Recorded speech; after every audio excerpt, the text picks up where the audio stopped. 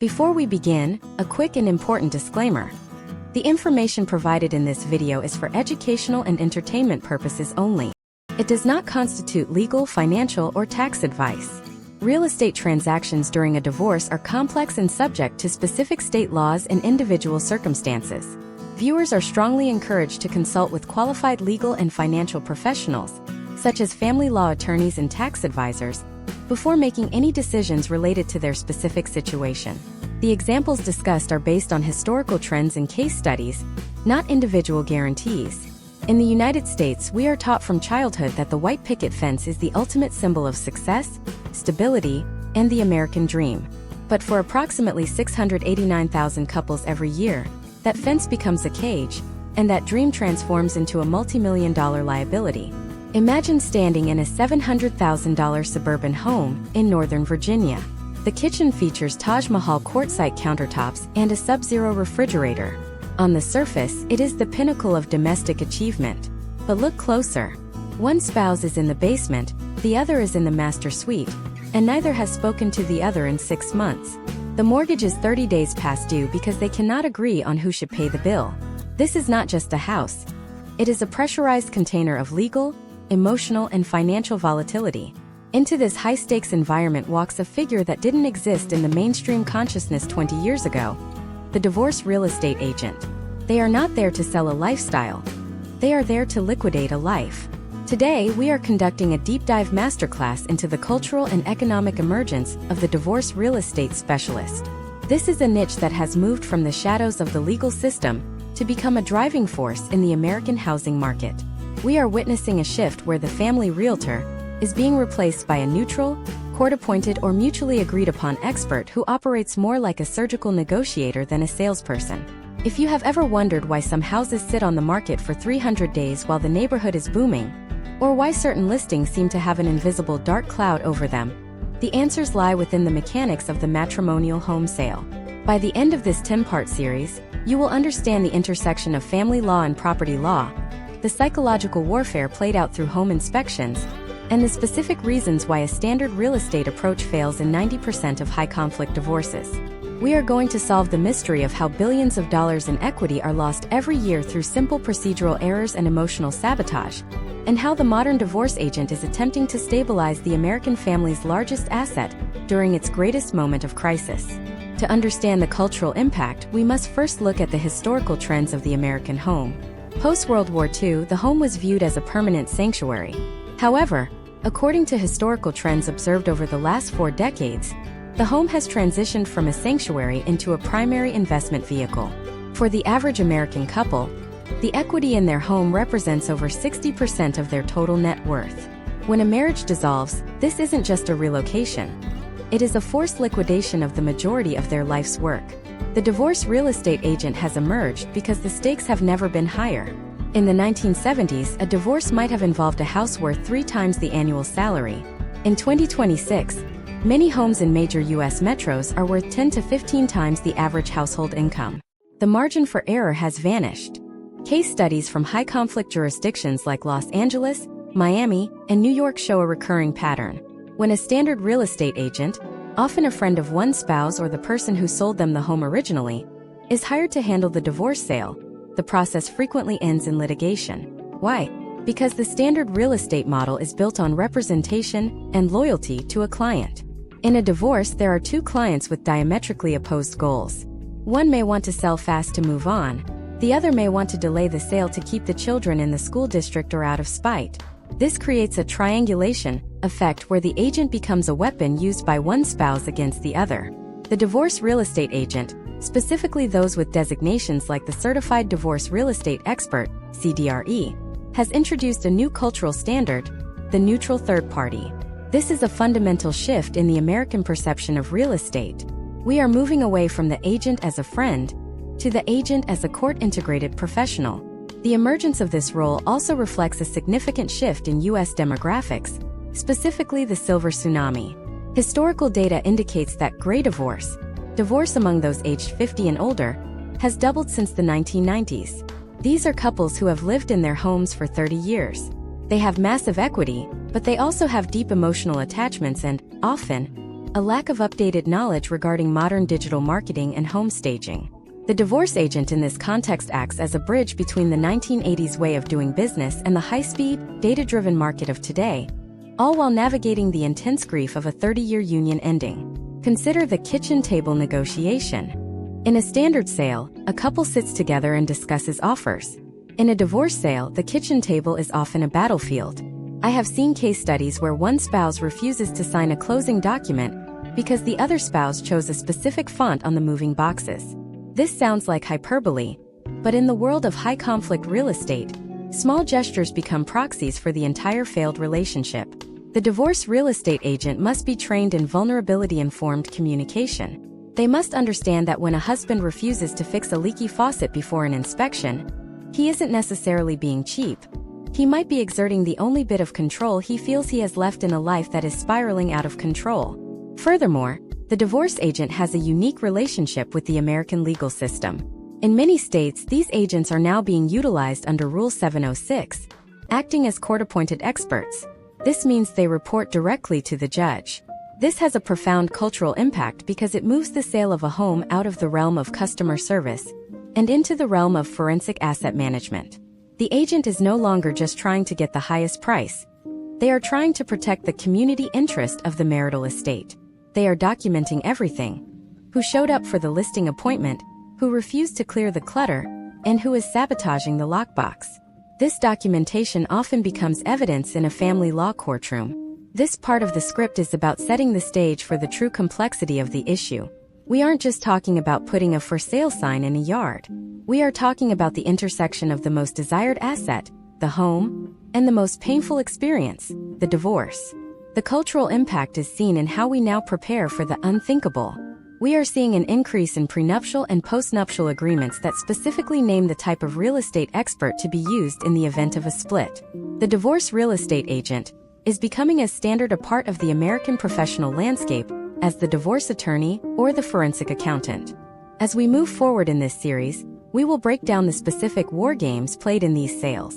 We will look at how the 2026 interest rate environment has made the buyout option nearly impossible for most American families, forcing more homes onto the market than ever before. We will analyze the deferred maintenance trap, where couples stop caring for a home years before the divorce, leading to a massive loss in potential outcomes when the time finally comes to liquidate.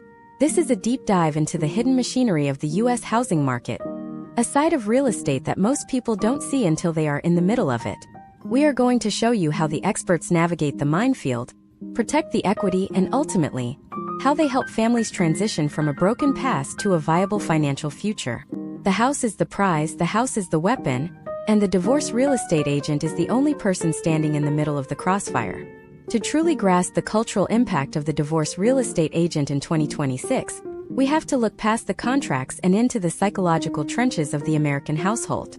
When a marriage dissolves, the home stops being a place of refuge and starts being a chess piece. This transition creates a specific set of behaviors that standard real estate agents are simply not equipped to handle. In a traditional sale, the goal is clear: get the highest price in the shortest amount of time. In a divorce sale, the goals are often fractured. One party might want the highest price to fund their new life, while the other might actually want the house to linger on the market to punish their spouse or to maintain a sense of normalcy for as long as possible. This is where the specialized divorce agent enters the frame, not just as a salesperson, but as a high-stakes mediator and a forensic observer. Imagine a couple in Denver. Let's call them David and Elena. It is June 2026, and they are selling a mid-century modern home that has appreciated significantly over the last decade. David has already moved into an apartment, but Elena remains in the family home with their 2 teenagers.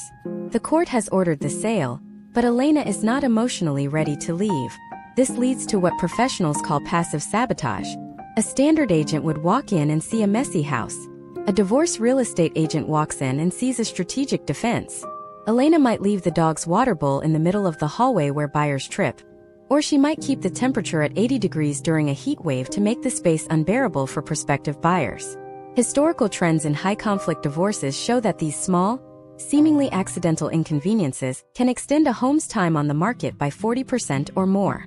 The divorce agent's first task is to identify these patterns and address them through the legal framework of the listing agreement, often requiring a level of firm, neutral communication that most agents avoid to stay nice.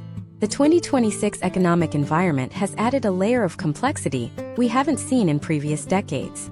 With interest rates having remained volatile after the spikes of the early 2020s, many American couples are currently locked into what economists call the golden handcuff. They might have a mortgage rate of 2.8% on a home they bought in 2021. If they divorce today and try to buy two separate homes, they are looking at rates that are significantly higher, potentially doubling their monthly housing costs for a property half the size. This reality has changed the potential outcomes of divorce real estate. In the past, the buyout, where one spouse pays the other for their share of the equity, was a common solution. Today, because of the massive jump in rates, most spouses cannot qualify for a new loan to refinance the existing mortgage on a single income. This has led to a cultural shift where more homes are being forced onto the market, even when neither party wants to sell. The divorce agent is the one who has to explain this harsh mathematical reality to people who are already in emotional crisis.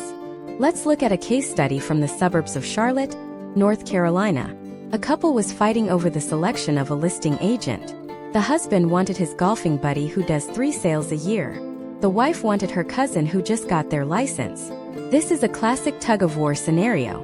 In 2026, the sophisticated move is to appoint a neutral expert who has no prior relationship with either party. Why? Because the moment an agent shows perceived bias, the entire transaction is at risk of being derailed by emotion in court. The divorce real estate specialist uses a specific protocol to maintain this neutrality. For example, all communication must be transparent. If the agent sends a text to the husband, the wife is on the thread. If the wife calls the agent politely informs her that the content of the call will be summarized and emailed to both parties and their respective attorneys. This is not just about being fair. It is about protecting the sale from being vacated by a judge who senses an unfair advantage. Step by step, the divorce agent's onboarding process is a masterclass in risk management. It begins with a property fitness assessment. In a standard sale, you might suggest some fresh paint and new flowers. In a divorce sale, the agent must look for spite-driven neglect. They check if the utilities are being paid, if the pool is being maintained, and if any fixtures have been removed. There have been case studies in the US where a disgruntled spouse removed the designer chandeliers or the high-end appliances the night before a showing, claiming they were personal property rather than real property. The divorce agent documents the inventory of the home immediately upon being hired, often taking date-stamped photos of every room to ensure the asset is preserved in its current state. This documentation serves as a deterrent against asset stripping, a common issue in high-net-worth divorces. Another critical area is the repair standoff. Consider a scenario in Seattle where a home needs a new roof to pass inspection. The cost is $30,000. The husband has the money in a separate account but refuses to spend it because he believes the wife will get half of the value anyway. The wife doesn't have the funds. The house sits, the leak gets worse, and the property value begins to crater. A standard agent would just keep asking for the repair. A divorce real estate agent works with the attorneys to draft a stipulated order. This is a legal document that allows the repair to be paid for out of the eventual sale proceeds at the closing table, or it allows one spouse to front the money and receive a credit for that amount plus interest when the house sells. This level of integration between real estate and family law is what defines the modern specialist. We also have to consider the cultural impact on the buyer's side of the equation. In the past, buyers were often told to avoid divorce sales because they were seen as messy. However, in the inventory-starved market of 2026, buyers are becoming more savvy. They look for signs of a divorce, half-empty closets, missing family photos, or a general sense of staged but cold. The divorce agent's job is to protect the seller's negotiating posture. If a buyer knows a sale is court-ordered or that the sellers are desperate to stop paying 2 mortgages, they will lowball the offer. The specialized agent creates a front of unity. They manage the narrative so that the market sees a high-quality listing, not a desperate liquidation. This is achieved through a mutual cooperation agreement signed by the sellers at the beginning of the process, which outlines the expected behavior during showings and negotiations. Think about the communication log. This is a tool used by top-tier divorce agents where every single interaction, from a missed showing to a refused repair, is logged in a spreadsheet shared with both law firms. This turns the real estate agent into a de facto witness. In many 2026 cases, these logs are used in court to prove that one party is acting in bad faith. When a spouse realizes that their refusal to mow the lawn is being recorded and will be shown to a judge who is deciding on alimony or asset division, their behavior often changes overnight. The divorce agent uses the shadow of the law to ensure the house is sold for its maximum value. But what happens when the tension becomes physical? What happens when one spouse refuses to leave the house for showings, or worse, stays in the house and makes disparaging comments to prospective buyers about the neighborhood or the neighbors? This is the in-house sabotage that can cost a family hundreds of thousands of dollars in equity. The modern divorce agent has strategies for this, including restricted showing windows, or even recommending that the court order one spouse to vacate the property during the listing period. This is the deep dive into the reality of the U.S. housing market. It is not just about square footage and school districts. It is about the raw, unfiltered human emotion that governs the largest financial transactions in our lives. As we look at the shifting landscape of American homeownership, the divorce real estate agent is no longer a luxury for the wealthy. They are a necessity for anyone looking to preserve their financial future during a split.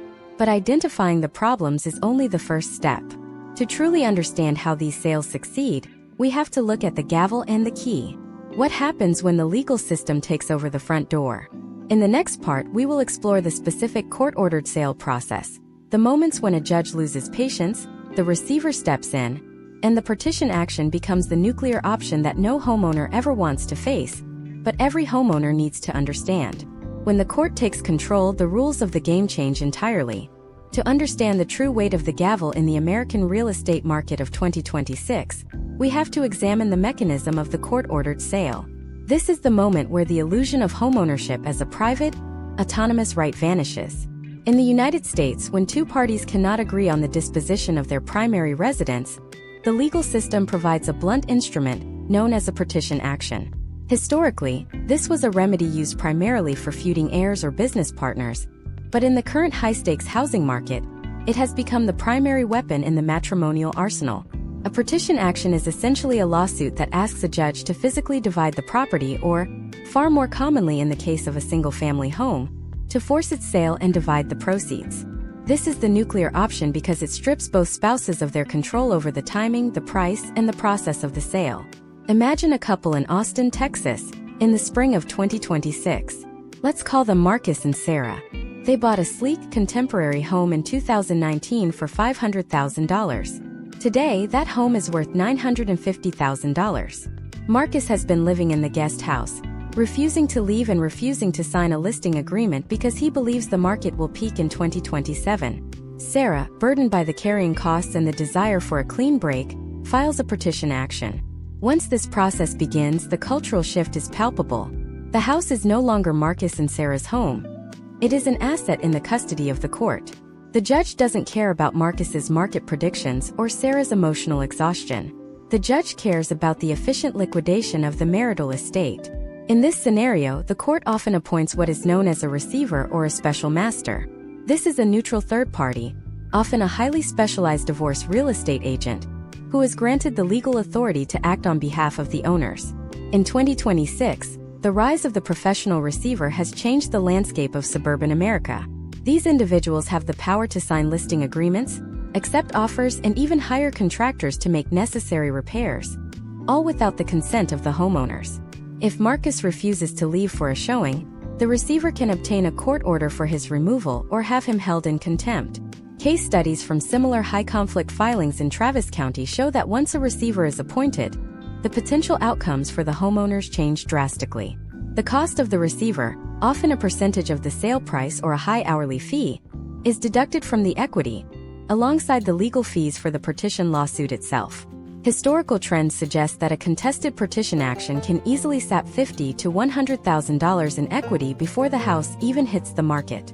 The step-by-step reality of a court-mandated sale is a grueling process of divestment. First, the court issues a decree of sale, which outlines the parameters of the transaction. This decree usually specifies that the home must be sold for fair market value, but fair is a relative term when the market knows a sale is forced. When a listing hits the multiple listing service in 2026 with the notation court-ordered sale, or subject to court approval, it acts as a beacon for predatory buyers and institutional investors. Historical data indicates that properties sold under these conditions often fetch 5 to 10% less than traditional listings, because buyers understand that the sellers are not a unified front. They know that a judge is more interested in a certain closing than a top-dollar negotiation that might fall through. The divorce real estate agent operating in this court-appointed capacity must navigate a minefield of lease pendens, filings, and title issues. A lease pendens is a public notice that a lawsuit is pending regarding the title of the property. This effectively freezes the property's marketability. In 2026, the sophistication of these legal maneuvers has increased. A spouse might try to cloud the title by granting a fraudulent lien to a family member or a friend, attempting to make the home less attractive to buyers. The specialized agent has to work hand-in-hand with title officers and forensic accountants to clear these hurdles. This is the deep dive reality. The modern agent isn't just checking the curb appeal. They are auditing the legal history of the dirt the house sits on. Furthermore, we must look at the financial reconciliation that happens at the closing table in a court-ordered sale. In a standard American real estate transaction, the proceeds are usually split 50-50 or according to a simple agreement. In a divorce liquidation managed by the court, the distribution of funds is often a separate, secondary battle. The agent must hold the funds in an escrow account, often for months, while the attorneys argue over Epstein credits and what's charges. These are legal terms for the credits one spouse receives for paying the mortgage after the date of separation, or the charges the other spouse owes for the fair rental value of living in the home exclusively. The agent's detailed logs of who paid for the lawn care, who paid the electricity, and who blocked a potential buyer become the primary evidence used to settle these accounts. The cultural impact here is a move toward what sociologists call the professionalization of the private life. We are seeing a generation of Americans who no longer view the family realtor as a person who brings over a bottle of wine at closing, but as a technical expert who ensures that the financial divorce is as precise as a corporate merger. In 2026, the American public is increasingly realizing that the biggest risk to their wealth isn't the market, it's the conflict. This realization is driving more people to seek out these specialized agents before a judge has to appoint one. They are choosing voluntary neutrality over mandatory liquidation. But even with a specialized agent, the process can be sabotaged from within. Imagine the walkthrough of despair. This is the moment the agent enters the home for the first time after being appointed by the court. They often find a property that has been weaponized. I've seen case studies where a spouse, knowing they were losing the house, turned off the air conditioning in a humid climate, allowing mold to colonize the walls, or intentionally damaged the HVAC system. The divorce agent must document these acts of waste. In 2026, the use of 3D scanning technology and high-resolution drone photography has become a standard requirement for these agents. They need a digital twin of the property at the moment of their appointment to prove in court if any subsequent damage occurs. This brings us to the listing appointment from hell. Most real estate training focuses on how to win a listing by being charming and persuasive. In the world of divorce real estate, the listing appointment is often a 3-hour marathon of high-intensity conflict resolution. You are sitting in a room with two people who may have restraining orders against each other, or who haven't spoken in years, and you are trying to convince them to sign a document that represents the end of their largest shared investment. The agent isn't just selling a house, they are managing a trauma response. As we move into the next phase of this masterclass, we have to look at the psychological architecture of the listing. How does an agent actually get two warring parties to agree on a price? How do they handle the hidden cameras and the staged arguments designed to scare off buyers? In the next part, we will peel back the curtain on the actual marketing of a broken home. We will explore the secret language used in listings to signal to other agents that the situation is under control, and the specific tactics used to neutralize a sabotaging spouse during a live showing. The battle for the equity has just begun, and the real-world tactics used in the trenches of 2026 will surprise you. The psychological architecture of a listing in a high-conflict divorce requires a level of tactical precision that far exceeds standard residential real estate practices. In the American market of 2026, where digital footprints and real-time data dictate property values, the marketing of a broken home is less about selling a dream and more about managing a crisis. The first and most volatile hurdle is the pricing war. In a typical scenario, a couple might disagree slightly on value, but in a divorce, the price becomes a proxy for emotional validation or financial survival. Imagine a couple in Phoenix, Arizona, named Robert and Chloe. Robert, who has been ordered to pay significant alimony, wants to list their desert contemporary home at an inflated price of $1.3 million, hoping for a windfall to fund his new lifestyle. Chloe, who is exhausted by the legal fees and the emotional drain of living in a guest room, wants to price it at $1 million for a quick exit. A specialized divorce real estate agent avoids this stalemate by implementing what is known as the appraisal first method. Historical trends show that when agents allow spouses to pick a number, the listing often fails before it begins. Instead, the specialist insists on a neutral, third-party appraisal conducted by someone with no ties to either side. In 2026, this is often supplemented by a comparative market analysis that uses AI-driven predictive modeling to show potential outcomes of different price points. By shifting the conversation from what Robert wants or what Chloe needs to what the data dictates, the agent depoliticizes the kitchen table. The agent then drafts a listing strategy agreement. This is a step-by-step document that outlines exactly when price reductions will occur. For example, if there are no offers after 21 days, or if the showing-to-offer ratio falls below a certain threshold. This preemptive agreement prevents future weeks of fighting, because the decisions have already been made, while the couple was in a state of relatively high cooperation at the start of the listing. Once the price is set, the focus shifts to the front of unity. This is the art of making a house look like a cohesive family home, when the inhabitants are essentially at war. Case studies from luxury markets in Southern California reveal that buyers are increasingly attuned to the vibes of a property. If a buyer walks into a home and sees a clearly divided refrigerator, two separate stacks of mail, or a master bedroom that has been stripped of one person's belongings, they smell blood in the water. They know the sellers are desperate or distracted, and the lowball offers follow immediately. The divorce agent manages this through aggressive staging and what is known as a digital sweep.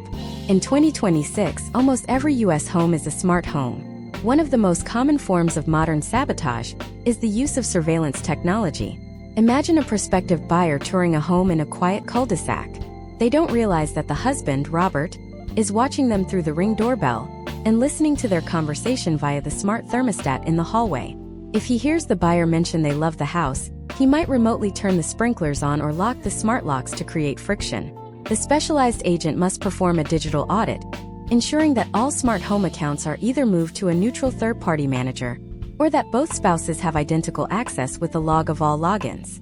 This prevents the house itself from being used as a weapon against the sale. Furthermore, the agent must navigate the minefield of passive-aggressive staging. A spouse who doesn't want the house to sell might leave out a pile of dirty laundry, place a stack of divorce papers on the kitchen island, or fail to clean up after a pet. The divorce agent handles this by hiring a third-party cleaning and maintenance crew that is paid out of the escrow proceeds. By removing the daily chores from the spouses, the agent removes the opportunity for sabotage. This is the step-by-step professionalization of the listing process. Every morning before showings begin, the agent or a professional assistant performs a pre-flight check. They walk the property to ensure no spite-driven clutter has appeared, and that the home smells neutral. The secret language of agent-to-agent communication also plays a massive role in the cultural impact of these transactions. In the close-knit world of real estate, word travels fast. If an agent tells a colleague that their clients are getting a divorce, they have just compromised their seller's negotiating position. The 2026 specialist uses coded but professional phrasing in the private remarks of the listing. They might use terms like immediate possession possible upon specific conditions or subject to court-ratified terms. These phrases signal to other professionals that the transaction is being handled with legal oversight, which actually increases buyer confidence. It tells the buyer's agent that while the situation may be complex, there is a professional at the helm who can ensure the deal closes. Managing the actual showings is another area where tactics have evolved.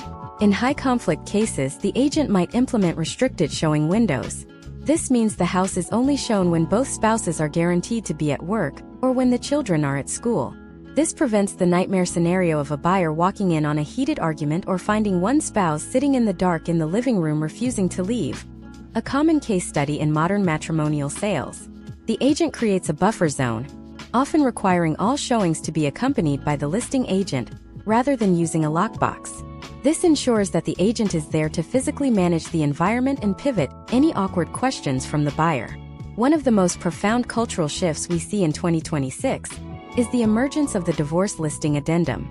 This is a private contract between the agent and the sellers that covers the granular details that a standard contract ignores.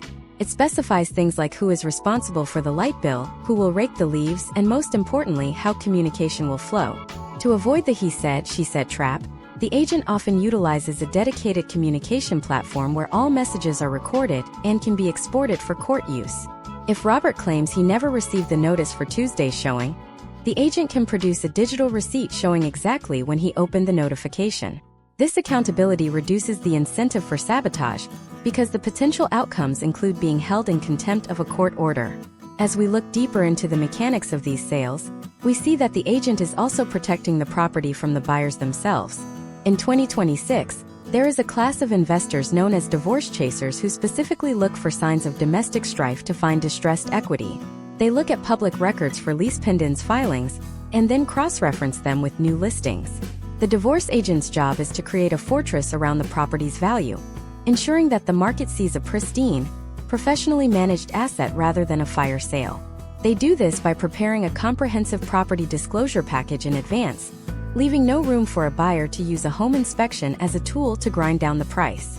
However, even with perfect marketing and a neutral price, a massive obstacle often remains hidden beneath the surface of the transaction. This is the financial black hole of the existing mortgage. In an era of high interest rates and complex debt-to-income ratios, the biggest threat to a successful sale isn't the fight between the spouses. It is the reality of the bank. In the next part, we will dive into the catastrophic intersection of divorce and the 2026 mortgage market.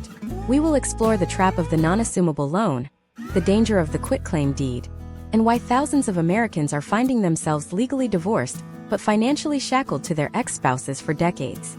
The house might be sold, but the debt has a life of its own. To understand why the debt has a life of its own, we must confront the most dangerous misconception in American real estate: the belief that a divorce decree can override a mortgage contract. In the United States, your mortgage is a private contract between you, your spouse, and a financial institution. A family court judge in Ohio or Florida can order that one spouse is responsible for the mortgage payments, but that judge does not have the power to tell a national bank that they can no longer collect from the other spouse. This legal disconnect creates a financial prison for thousands of Americans in 2026. The divorce real estate agent often spends more time explaining this trap than they do actually selling the house, because if the mortgage is not handled correctly, the divorce itself is never truly finished. Consider the case of Emily and James, a couple in a high-growth suburb of Nashville. It is 2026, and they are finalizing their divorce. In 2021, they were fortunate enough to lock in a 30-year fixed mortgage at 3%. The home has appreciated significantly, and James wants to stay in the house to provide stability for their 2 children. Emily agrees, and the divorce decree states that James will take full ownership of the property and be solely responsible for the mortgage. James signs a quitclaim deed, which Emily files with the county. Emily moves into a luxury apartment, believing she has successfully navigated the separation of their largest asset. However, 6 months later, Emily goes to buy a small townhouse of her own. Her loan officer delivers a crushing blow. She is denied. Despite the court order and the quitclaim deed, the original 3% mortgage still appears on her credit report as a massive liability. The bank explains that while she no longer owns the home, she still owes the money. The quitclaim deed only removed her name from the title. It did nothing to remove her name from the promissory note. This is the liability gap. Historical trends show that this specific error is the leading cause of post-divorce financial distress in the U.S. Emily is now legally tethered to James for the next 25 years. If James is even one day late on a payment, Emily's credit score will plummet. If James loses his job and the house goes into foreclosure, Emily is equally liable for the deficiency. The reason this trap is so much deadlier in 2026 than it was a decade ago is the interest rate environment. In the past, James could have simply refinanced the mortgage into his name only.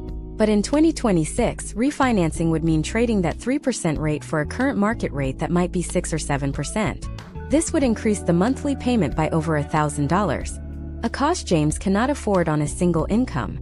This is why the specialized divorce real estate agent is vital. They conduct a mortgage feasibility audit before the divorce is even final. They look at the potential outcomes of a refinance versus a sale and present the cold, hard numbers to the attorneys. In many 2026 case studies, the only viable financial path forward is a sale. Even if it disrupts the family's desire for stability, because the alternative is a decade of shared financial risk that prevents both parties from ever truly moving on.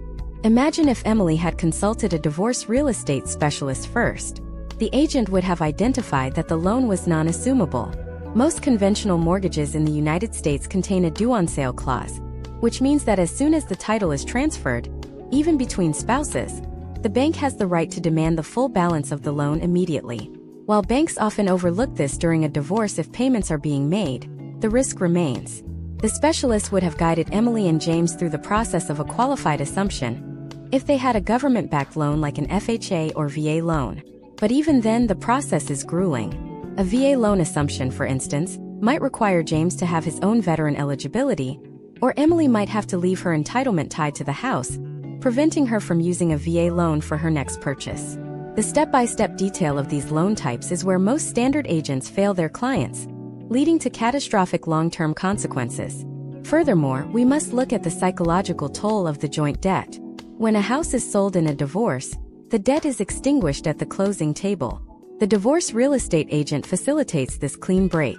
Without a sale, the house becomes a tool for post-decree abuse. There are documented case studies where a disgruntled ex-spouse intentionally misses mortgage payments specifically to damage the credit of the other spouse. Because they are both on the note, the bank will not help. They don't care about the divorce decree. They only care about the contract. This is why the divorce real estate agent acts as a risk mitigator. They often coordinate with the divorce lending professional to ensure that if a buyout is being considered, the spouse staying in the house has been fully vetted for their ability to carry the debt solo under the current 2026 lending guidelines. Another layer of the 2026 real estate crisis is the concept of negative equity, or the low-equity divorce. While many Americans have seen their homes appreciate, those who bought at the peak of the market in late 2024 or 2025 might find themselves in a situation where the costs of selling the home, commissions, closing costs, and repairs exceed the equity they have built. In this scenario, the divorce real estate agent must navigate a short sale or a complex negotiation with the lender. This requires a level of expertise in distressed property that the average realtor simply does not possess. The agent has to prove to the bank that the divorce is a legitimate hardship, preventing the sale from being a standard transaction. Step by step, the divorce specialist manages the financial reconciliation. They ensure that all liens are identified early. In many U.S. jurisdictions, a judgment against one spouse can attach to the marital home, even if the other spouse didn't know about the debt. Imagine Sarah and Mark, who are selling their home in suburban Chicago. During the title search, the agent discovers a $20,000 tax lien against Mark's business that has attached to the property. This lien must be paid out of the sale proceeds.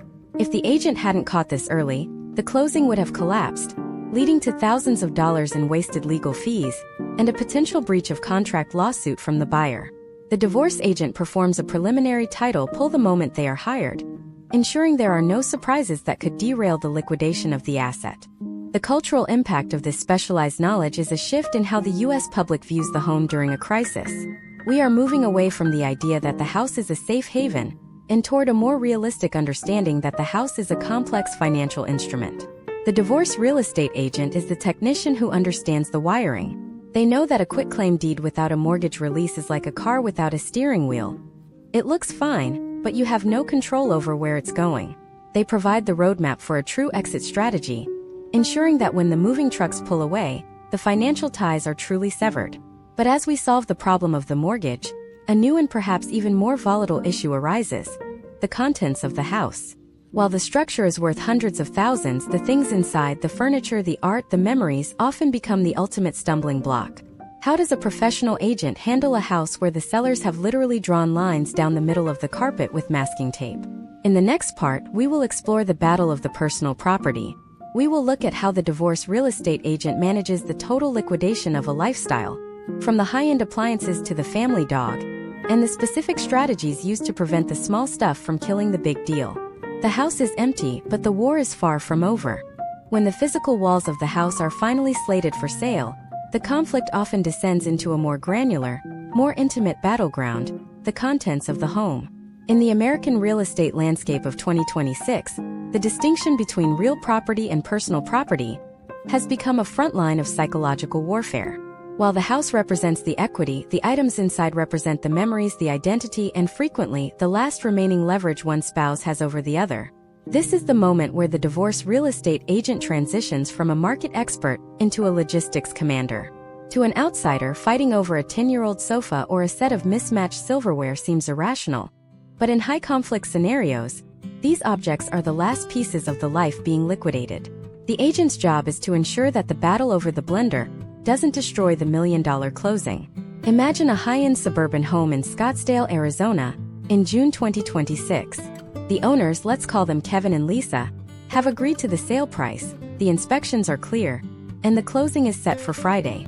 However, on Tuesday, Kevin discovers that Lisa has removed the custom-designed, built-in wine fridge from the kitchen island, claiming it was a gift from her father and therefore her separate personal property. Kevin argues that because it was built into the cabinetry, it is a fixture and must stay with the house. This is not just a disagreement. It is a breach of the purchase contract. The buyer's agent is already threatening to pull the deal unless the fridge is returned or a $5,000 credit is issued. This is a classic case study in fixture versus chattel disputes. Historical trends show that these last-minute disputes account for nearly 15% of delayed or failed closings in matrimonial sales. The specialized divorce agent manages this through a rigorous property separation protocol. Step by step, this begins before the house even hits the market. The agent conducts a detailed inventory audit. In 2026, this isn't done with a clipboard and a pen. It is done with 3D spatial scanning technology. The agent creates a digital twin of the home, capturing every appliance, every light fixture, and every custom built-in. This scan serves as a legal baseline. If a buyer sees the house with a specific high-end chandelier, they expect that chandelier to be there at the final walkthrough. The agent then requires both spouses to sign a fixture exclusion list. This document explicitly states which items are staying and which are going. If Lisa wanted that wine fridge, it had to be disclosed to the buyer up front. By identifying these emotional triggers early, the agent prevents the 11th hour sabotage that can lead to a lawsuit. But the contents of a home in 2026 are no longer just physical. We are now dealing with the era of digital property sabotage. Imagine if Kevin, out of spite, refuses to hand over the administrative credentials for the smart home system. He still has the ability to remotely monitor the cameras, adjust the thermostat to a punishing 90 degrees during a showing, or play loud music through the integrated ceiling speakers while a prospective buyer is walking through the master suite. This is the new frontier of divorce real estate. The agent must ensure a digital handover. This involves resetting all smart hubs, Ring, Nest, Sonos, and even the smart irrigation systems to factory settings or a neutral account managed by the agent. Case studies in 2026 have shown that failing to secure the digital perimeter of a home can result in buyers feeling harassed, leading to immediate cancellations of offers. Furthermore, we must address the total liquidation of the lifestyle.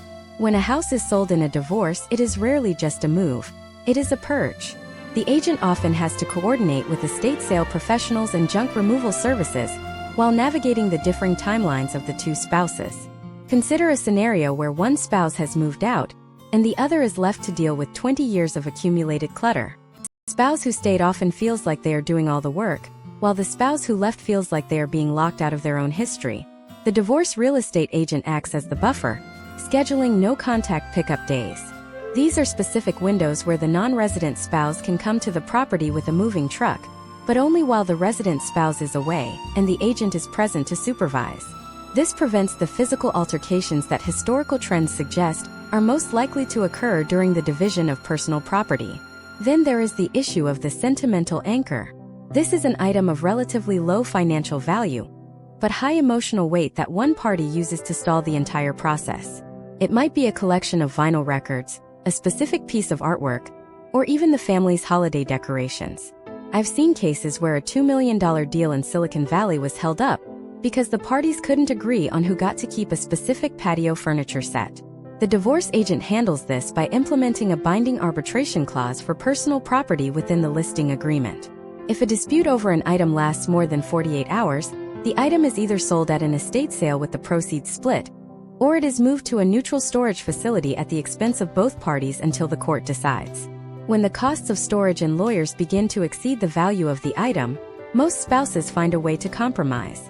We also cannot ignore the animal asset. Legally, in many U.S. states, pets are still considered personal property, though the culture is shifting toward a best interests of the pet standard in 2026. The presence of a pet during a divorce sale is a massive complication. If one spouse is using the dog to guilt the other, or if the dog's presence is making the house difficult to show because of odors or behavioral issues, the agent must step in. I've managed case studies where the divorce agent had to coordinate professional boarding for the pets during the listing period, paid for by the marital estate, to ensure the home remained in pristine condition.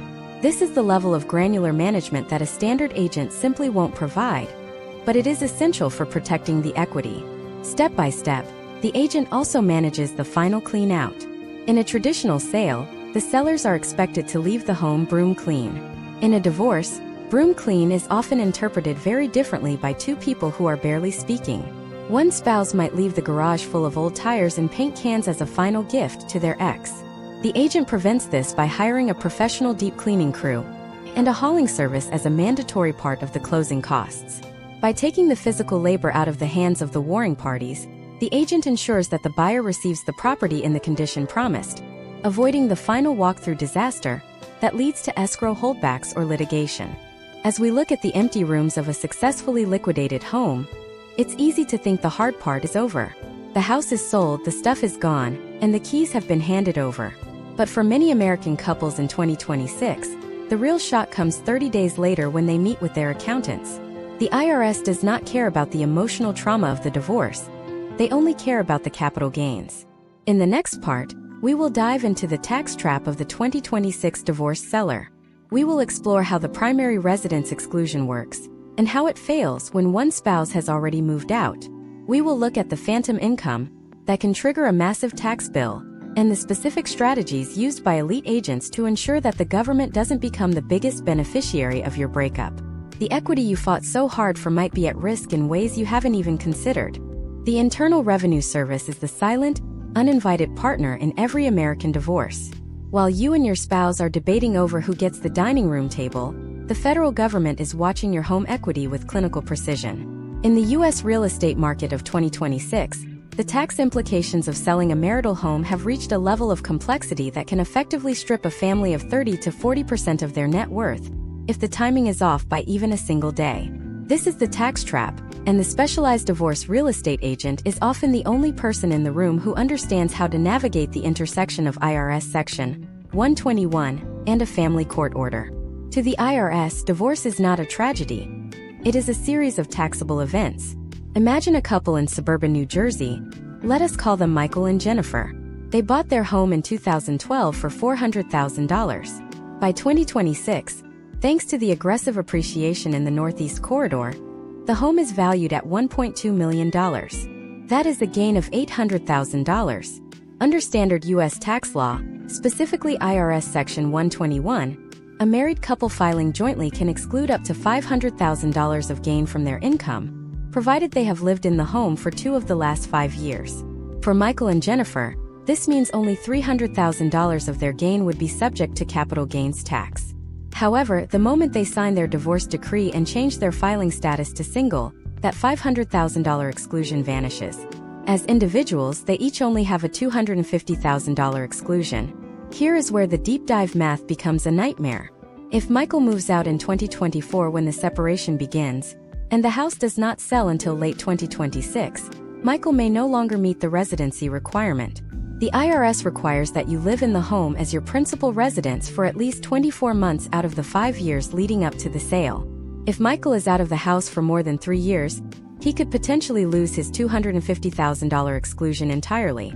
In this case study, Michael would be forced to pay capital gains tax on his entire half of the $800,000 profit, minus his small exclusion if he still qualified for it. We are talking about a tax bill that could exceed $100,000. Money that Michael likely needs to start his new life. A specialized divorce real estate agent avoids this outcome by working with the couple's tax professionals to implement what is known as the Section 121(d)(3) tacking rule. This is a specific provision in the U.S. tax code that allows a spouse who has moved out of the house to still be treated as using the home as their principal residence, as long as the other spouse is granted use of the home under a divorce or separation instrument. But this does not happen automatically. Historical trends show that if the divorce decree is poorly drafted and does not explicitly state that the outspouse has the right to use the property, or that the stay spouse has exclusive use under a court order, the IRS can and will deny the exclusion. The agent's role here is forensic. They ensure the real estate language in the legal settlement aligns perfectly with the requirements of the tax code. But the 2026 market has introduced a newer, more insidious problem: phantom income. Imagine a scenario in a cooling market, perhaps in a city like Austin or Phoenix, where a couple is forced into a short sale because they bought at the absolute peak and now have negative equity. If the bank agrees to forgive a portion of the mortgage debt, so the couple can divorce and move on, the IRS historically views that forgiven debt as taxable income. If the bank forgives $100,000 of debt, the couple might receive a Form 1099-C at the end of the year. Suddenly, two people who just lost their home and their marriage are hit with a $30,000 tax bill on money they never actually saw. The divorce real estate specialist must navigate these potential outcomes by coordinating with the lender early, seeking a waiver of deficiency, and advising the sellers to consult with a CPA regarding the insolvency exclusion, which can sometimes mitigate the tax hit. Then we have the issue of the 1031 exchange trap. Many high-net-worth couples in the U.S. own investment properties alongside their primary residence. In 2026, we are seeing a trend where couples try to use a 1031 exchange to defer taxes on the sale of a rental property during a divorce. However, the IRS is very strict about the identity of the taxpayer. If the property is owned by a husband and wife LLC, and they divorce and want to buy two separate replacement properties as individuals, they have broken the chain of ownership. The exchange fails and the tax deferral is lost. The specialized agent identifies these investment assets early in the process and structures the sale so that the exchange happens before the divorce is finalized. Or they utilize a Delaware statutory trust to allow the spouses to go their separate ways while maintaining the tax-deferred status. Step by step, the divorce agent manages the tax basis documentation. Imagine if Jennifer, our stay-at-home spouse in New Jersey, wants to buy out Michael's interest in the house. She thinks she is getting a great deal by paying him half of the current equity.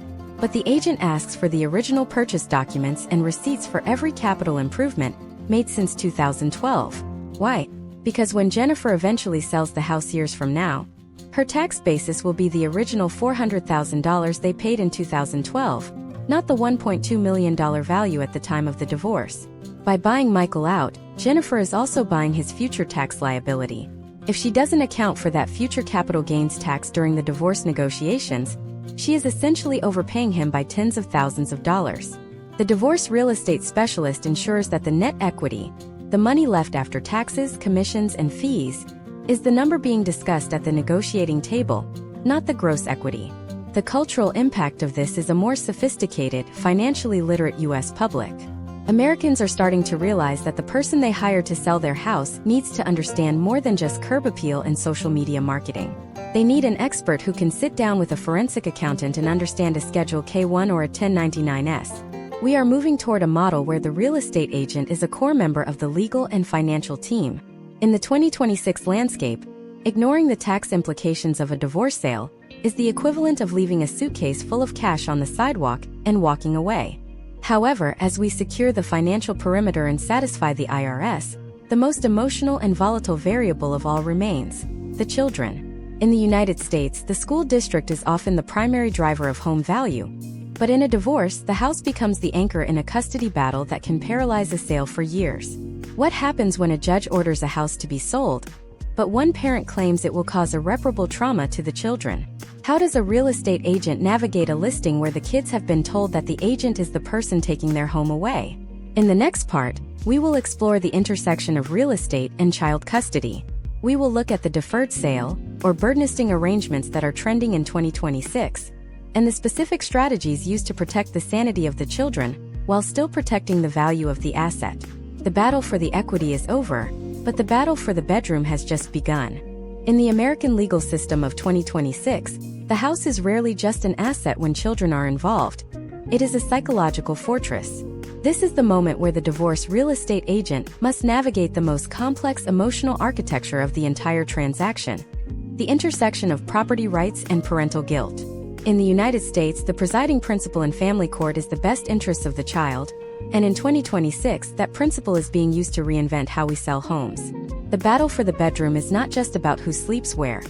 It is about the legal right to stay in a specific school district and the financial consequences of delaying a sale to preserve a child's sense of normalcy.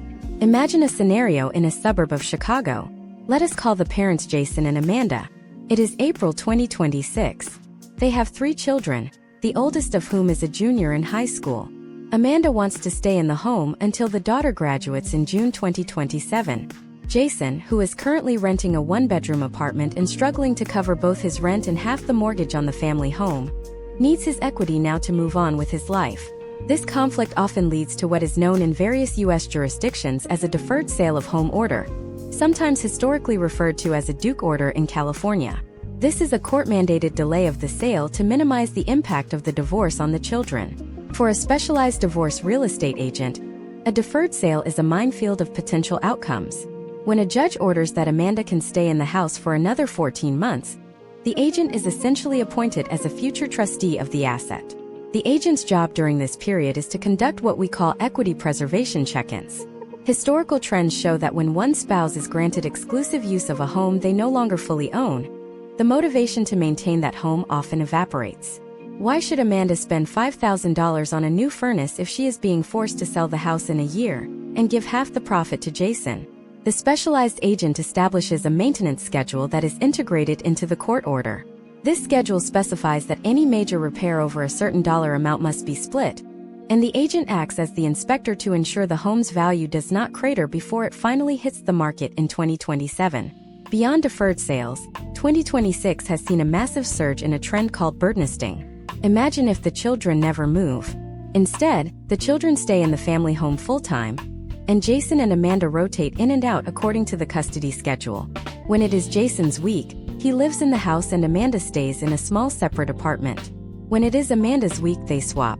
While birdnesting is designed to provide stability for the children, it is a logistical nightmare for a real estate transaction. The divorce agent who has to list a nested home faces unique hurdles. Since neither parent truly feels like the owner-occupant, the home often falls into a state of transient neglect. The agent must manage 2 separate personalities who are using the same kitchen but refuse to speak to each other. Step by step, the agent must implement a nesting showing protocol. This involves a neutral cleaning service that comes in between every parental rotation to ensure the home is show-ready, regardless of which parent is currently in residence. But the most difficult tactical challenge is the child as a shield. In high-conflict 2026 divorces, it is not uncommon for a parent to use a child's emotional distress as a reason to block a showing. Imagine a buyer's agent calling for a Saturday afternoon tour. Amanda denies the request, claiming that their youngest child is having a breakthrough in therapy and cannot be disturbed. While this may be true, it can also be a strategic move to prevent the house from selling. The specialized agent counters this by negotiating a fixed showing schedule that is hard-coded into the temporary orders of the divorce. For example, the house is always available for showings on Tuesdays from 4 to 7 and Saturdays from 10 to 4. By removing the need for constant permission, the agent removes the opportunity for the children to be used as pawns in the real estate process. The divorce real estate agent also plays a role that many would consider social work: the neutral safe adult. When an agent enters a home where the children are aware that the house is being sold, they are often met with hostility. In 2026, children are more informed than ever. They have seen the TikToks and the YouTube videos about divorce. They know that when the agent puts the sign in the yard, their life changes forever. The specialist agent uses a specific communication style. They do not walk in and start talking about granite countertops. They acknowledge the transition. They might say to a teenager, "I know this is a big change, and my job is to make sure your parents have the resources they need for your next home." By remaining a neutral, professional figure who is not taking a side in the divorce, the agent can often gain the cooperation of the children, which is essential for successful showings and a smooth move-out process. Consider the case study of a home in Northern Virginia where the parents were so embroiled in conflict that they told the children the real estate agent was the person who was taking their bedrooms away.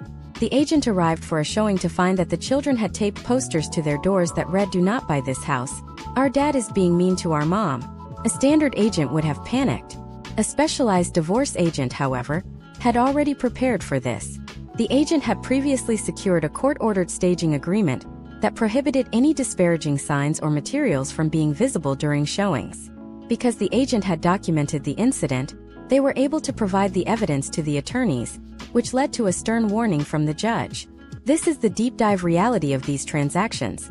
The agent is constantly monitoring the property for emotional sabotage. Furthermore, we have to look at the financial impact of the school year cycle on property value.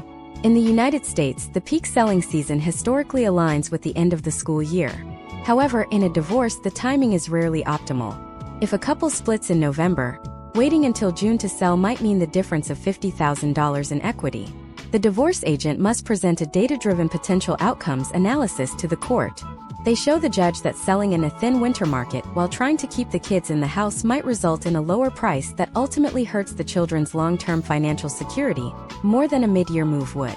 Step by step, the agent also handles the logistical nightmare of the move-out day. In a standard sale, one family moves out, another moves in. In a divorce with kids, you are often coordinating 3 moves: the spouse moving to a new apartment, the spouse moving to a different house, and the distribution of the children's belongings between the two. The divorce agent often acts as the coordinator for specialized moving companies that are trained in high-conflict situations. These movers use color-coded systems to ensure that the children's favorite toys and essential school items are not accidentally sent to the wrong house or lost in the chaos. As the 2026 real estate market continues to evolve, the cultural impact of these agents is found in their ability to decouple the home from the trauma. They treat the house as a financial vessel that needs to be steered to safety so that the family can be rebuilt elsewhere. They understand that every dollar of equity saved is a dollar that can go toward a child's college fund or a stable new home. But as we navigate the complexities of children and custody, a final massive hurdle looms on the horizon. The house is sold, the taxes are calculated, and the kids are settled. Now comes the moment of the final distribution. In the next part, we will explore the closing table, the place where the money finally changes hands. We will look at the escrow holdbacks, the unexpected liens, and the final, high-stakes moment where a simple signature can trigger a total collapse of the settlement. The money is in sight, but in a divorce, the check is never as simple as it looks. The closing table in a 2026 divorce real estate transaction is not a place of celebration. It is a high-pressure environment where the financial reality of the past several months finally becomes concrete. In a standard American home sale, the atmosphere is usually one of transition and excitement. In a divorce liquidation, it is a clinical, often bifurcated process where the primary goal is the error-free distribution of assets. To understand the cultural impact of the specialized divorce agent here, we have to look at the settlement statement, the document that serves as the final ledger of the marriage. This is where every repair, every missed mortgage payment, and every legal fee is reconciled. If the math is off by even a few dollars, or if a surprise lien appears, the entire settlement can disintegrate in a matter of minutes. Imagine a couple in the suburbs of Philadelphia named Brian and Sarah. It is September 2026. They are selling their family home for $850,000. They have been fighting for 18 months. The closing is scheduled for 2 p.m. In a traditional sale, Brian and Sarah would sit across from each other, sign the papers, and receive a single check. In 2026, the specialized divorce real estate agent has already coordinated with the title company to ensure a split closing. Brian signs at 10 a.m. Sarah signs at 2 p.m. They never see each other. This is not just for emotional comfort. It is a tactical necessity to prevent a physical altercation from derailing the legal transfer of title. However, the real danger at the closing table in 2026 is the emergence of the unrecorded lien. Historical trends show that as the U.S. economy has fluctuated, many individuals have taken on private debt or small business loans that their spouses may not be aware of. During the final title update, often performed just hours before the closing, the title officer might discover a $25,000 judgment against Brian from a credit card company or a medical provider. Because Pennsylvania, like many states, recognizes the doctrine of tenancies by the entirety, that lien might not have attached to the house while they were married. But the moment the divorce decree was signed, their ownership transitioned to a tenancy in common, and suddenly, Brian's private debt has attached to the marital asset. Sarah is now looking at a settlement where $25,000 of the total equity is being siphoned off to pay Brian's secret creditors. The divorce real estate agent must navigate this potential outcome by performing what is known as a pre-closing title scrub 30 days in advance. By identifying these liens early, the agent can work with the attorneys to negotiate a set-aside or a credit in the final distribution. In Sarah's case, the agent and her attorney might negotiate that the $25,000 comes entirely out of Brian's half of the proceeds, rather than the off-the-top marital pool. Without a specialist who understands how title works in the context of family law, Sarah would likely have lost $12,500 of her own equity to pay for Brian's mistakes. Another significant hurdle in the 2026 market is the escrow holdback for repairs or occupancy. Case studies show that in high-conflict divorces, the spouse moving out often leaves the property in a condition that violates the purchase agreement. Imagine if Brian, in a final act of defiance, removed the high-end smart home hub or failed to repair a window that was broken during the move. The buyer's final walkthrough occurs at 9 a.m. on closing day. They discover the damage and refuse to close. To save the deal, the divorce real estate agent must negotiate an escrow holdback. This means a specific amount of money, usually 1.5 times the estimated repair cost, is held by the title company and not released to Brian and Sarah until the repair is verified. In 2026, these holdbacks have become a standard tool for managing the risk of spite-driven property damage. The agent facilitates the contractors, the inspections, and the final release of funds, ensuring that a broken window doesn't lead to a breached contract and a lawsuit from the buyer. Then there is the issue of the mandatory withholding. In states like California or New York, and in cases involving foreign nationals under FIRPTA, the government requires a percentage of the gross sales price to be withheld at the closing table for taxes. In 2026, many U.S. citizens are surprised to find that their state has implemented similar exit taxes for high-value properties. For Brian and Sarah, a 3% state withholding on an $850,000 sale is $25,500. If they haven't planned for this, they might find themselves short of the cash they need to pay off their respective relocation costs. The specialized agent provides a net sheet that accounts for these withholdings, commissions, and fees with 99% accuracy. They ensure that the bottom line is the real number, not a hopeful estimate. Step by step, the distribution of funds is the final act of the real estate transaction. In a divorce, this is rarely as simple as two equal wires. The agent provides the title company with a disbursement instruction based on the court order or the signed settlement agreement. This might include paying off a specific joint credit card, sending $10,000 directly to an attorney's trust account for outstanding fees, or adjusting the split to 60-40 to account for one spouse's earlier waste of marital assets. The complexity of these instructions is why many title companies in 2026 now charge a divorce surcharge for the additional labor and risk involved. The agent acts as the quality control officer, verifying every line item before the wires are sent. The cultural impact here is the realization that the closing table is the ultimate moment of accountability. In the US, the house is the largest bucket of money most people will ever see. When that bucket is tipped over, every drop must be accounted for. The divorce real estate agent ensures that the money doesn't leak into unnecessary legal fees or avoidable tax penalties. They turn a chaotic, emotional event into a precise financial transaction. By the time the final signature is dry, the house is gone, the debt is paid, and the equity is safely in the separate accounts of the two parties. But even as the wires are confirmed and the keys are handed to the new owners, the story isn't quite over. For the divorced sellers, the end of the sale is the beginning of a new, and often daunting financial reality. They have the cash, but they no longer have the roof. In the 2026 economy, where the housing market remains a moving target, the post-closing re-entry is the final challenge. How do you buy a new home with a divorce-damaged credit score? How do you navigate the rental market as a single person in an era of high competition? In the final part of this masterclass, we will look at the long-term cultural legacy of the divorce real estate agent.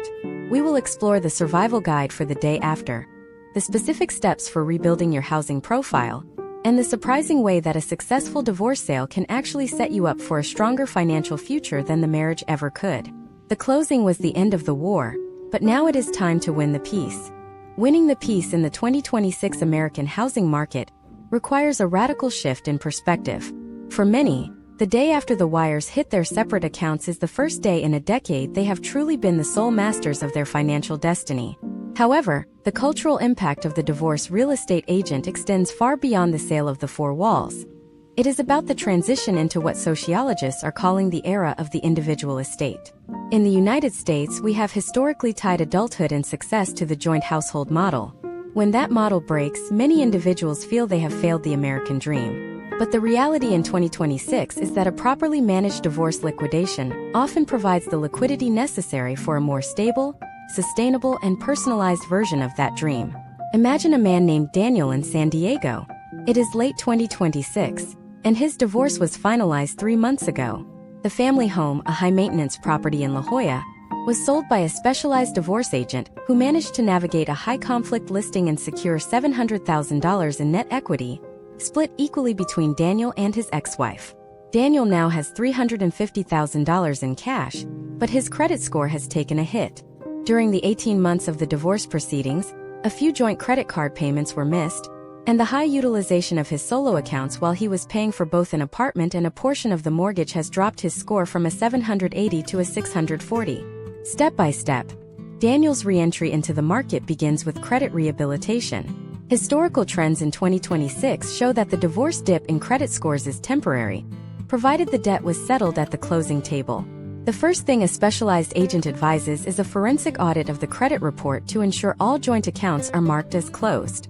In many case studies, banks fail to update the status of a mortgage, even after it is paid off in a sale, leading to what is known as a zombie liability. Daniel must work with a credit specialist to ensure that the $350,000 windfall is used strategically, not just to buy a new car, but to pay down high-interest debt that is skewing his debt-to-income ratio. This is the foundation of the 2026 re-entry strategy. Liquidity is your shield, but your credit score is your sword. The next hurdle is the single-income mortgage qualification. In the 2026 interest rate environment, qualifying for a median-priced U.S. home on a single salary is significantly more difficult than it was in the early 2020s. Daniel is no longer looking for a 5-bedroom house. He is looking for a 2-bedroom condo that allows him to remain close to his children's school. However, lenders in 2026 are using highly scrutinized AI-driven underwriting. If Daniel is receiving or paying alimony or child support, these numbers must be factored in with extreme precision. Case studies indicate that for alimony to be considered stable income by a lender, it typically must have been received for at least 6 months and be scheduled to continue for at least 3 years after the loan closing. This is where the divorce real estate agent's earlier work pays off. If the agent ensured the divorce decree was written with lending guidelines in mind, Daniel's path to a new mortgage is clear. If not, he may be forced to wait. This leads to the cultural trend of the intentional rental. In 2026, we are seeing a massive shift where divorced individuals are choosing to rent for 12 to 24 months post-sale, even if they have the cash to buy. This is not a sign of financial weakness. It is a tactical reset. By renting, Daniel avoids the rebound purchase, the common mistake of buying a home that reminds you of your old life, or conversely, buying something impulsively to prove you have moved on. Historical trends suggest that homeowners who wait at least 1 year after a divorce to purchase their next property report 20% higher satisfaction with their new home and are 30% less likely to sell within 5 years. The divorce real estate agent's legacy is often this period of forced patience, where the individual learns to manage their own budget without the safety net or the stranglehold of a partner's finances. Furthermore, we must look at the emergence of co-buying among the divorced population. In 2026, a new cultural phenomenon has taken hold in major U.S. metros, the divorcee collective.